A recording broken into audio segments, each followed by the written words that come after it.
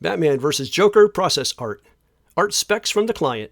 If possible, have the Joker captured, that is tied up, with a batarang hanging upside down. Step 1. Concept. This brainstorm session is captured by small, fast thumbnail sketches that explore different compositions, camera angles, and poses. Given the specs, we have a lot of options at hand. The first concept goes tight on the characters with a mid-level camera. This second concept pulls back to see them in the rooftops with the camera at that same mid-level. This third concept goes to ground level and uses a high camera angle. This concept sketch evokes a memory of Crime Alley, where young Bruce lost his parents and was set on the path to become Batman. This fourth concept explores Crime Alley, but with a low camera angle to see Gotham Towers above. This fifth concept explores a high camera angle applied to concept number 2. Here we can see the Joker's jeopardy as he is dangling high above Gotham. This building-filled background will need care to not compete with the characters. This sixth concept explores a low camera applied to concept number 2.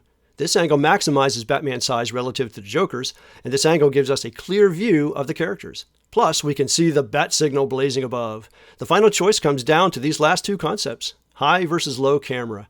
I chose the low camera. I really want to see that bat signal.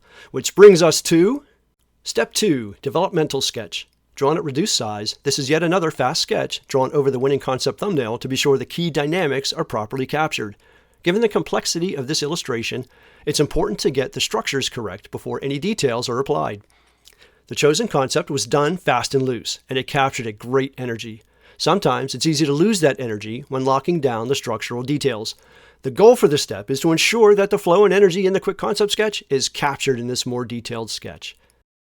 I felt that the first sketch was a bit flat. I missed the energy of the concept. No problem, just try again. That's the beauty of low detail sketches at the beginning. If you miss the mark, you can immediately course correct. Starting over fresh and intentionally working fast and loose, I was able to catch that concept sketch energy in this more detailed sketch. Now that I have a strong sketch on which to build the final layout, I simply need to align the characters' faces.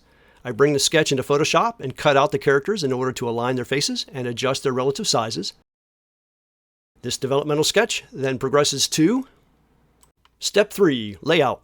Drawn at reduced size, the developmental sketch becomes the underdrawing for the illustration's layout. As before, I intentionally try to keep working fast and loose to preserve the energy in the art. I want to capture the correct body proportion and form here, giving myself enough of a foundation so that the next step can simply focus on surface details and lighting.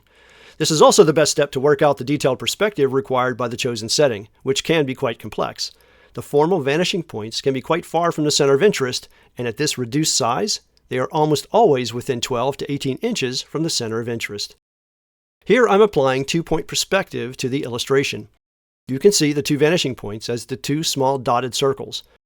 The remaining surfaces are simply defined by lines perpendicular to the line connecting the two established vanishing points.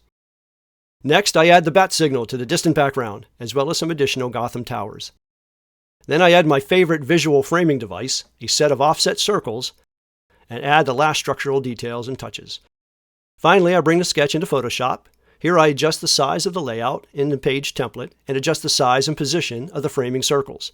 This layout is then enlarged to full size and printed out, and we progress to Step 4, Pencils. Drawn on a light box using the layout as the underdrawing, here we lock down the final forms and shapes, surface details, and lighting. I almost always start with the faces, as they are such important storytelling elements. Faces give the viewer immediate insight into the character's emotions and psychology without a word being spoken. Especially so with these characters. For the Joker, his psychotic personality and theatrical physicality are truly over the top and unpredictable. For Batman, his stoicism and determination tell you that he just won't stop until Joker is captured.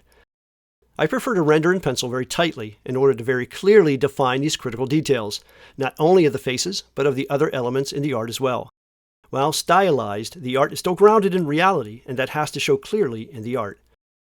The penciling is the best place to figure out all of the minutiae encountered along the way, because if you initially get it wrong, it's easy to scrub off and try again. I also prefer to completely fill the shadows in the art. It helps me ensure proper balance of the overall composition so it feels right on the page and properly directs the viewer's attention to the center of interest. This tight pencil drawing progresses to Step 5, Inks.